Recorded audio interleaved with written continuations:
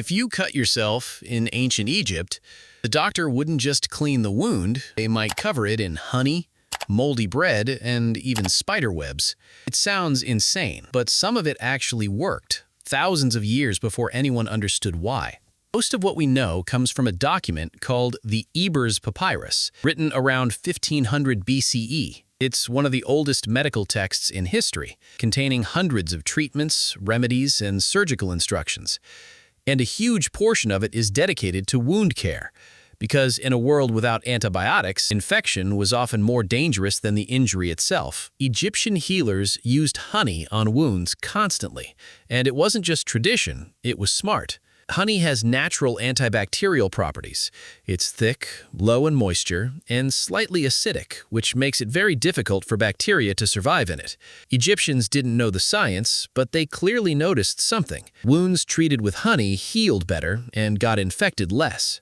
Here's where it gets stranger and more impressive. Egyptian healers sometimes applied moldy bread directly to open wounds. Certain molds naturally produce antibacterial compounds, similar in principle to how penicillin was later discovered from mold, thousands of years afterward. They had no concept of bacteria or fungi, but through trial and observation, they stumbled onto something that actually fought infection. For everyday wounds, Egyptian physicians relied on a specific combination: grease, lint, and honey. The grease helped seal the wound and kept air and dirt out. Lint, often made from plant fiber, acted like an early bandage, absorbing fluid, and the honey underneath fought bacteria. It was a surprisingly complete wound care system for its time. For deeper wounds, Egyptian physicians actually stitched injuries closed using linen thread. And for facial or structural wounds, they sometimes used adhesive strips made from plant-based resin, similar in function to modern medical tape. Surgical tools recovered from Egyptian sites include bronze knives, forceps, and probes, all remarkably close in shape to their modern equivalents.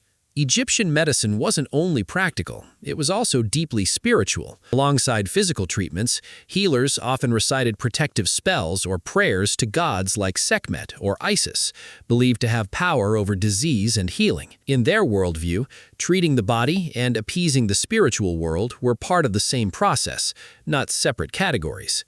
So next time you reach for a bandage and antiseptic cream, remember, thousands of years ago, someone in ancient Egypt was doing almost the exact same thing with honey, mold, and linen. They didn't have microscopes, but they had something just as powerful: careful observation repeated over generations. If this surprised you, subscribe. Next week, we're uncovering the origin of another everyday object you've never really questioned.